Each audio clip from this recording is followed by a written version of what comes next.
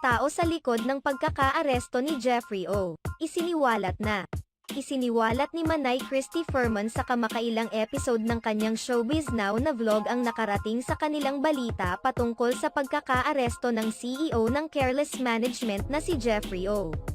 Ayon kay Manay Christy Furman, ang nagreklamo umano kaya naaresto si Jeffrey O ay walang iba kundi ang mismong ama ng kanyang business partner na si James Reid.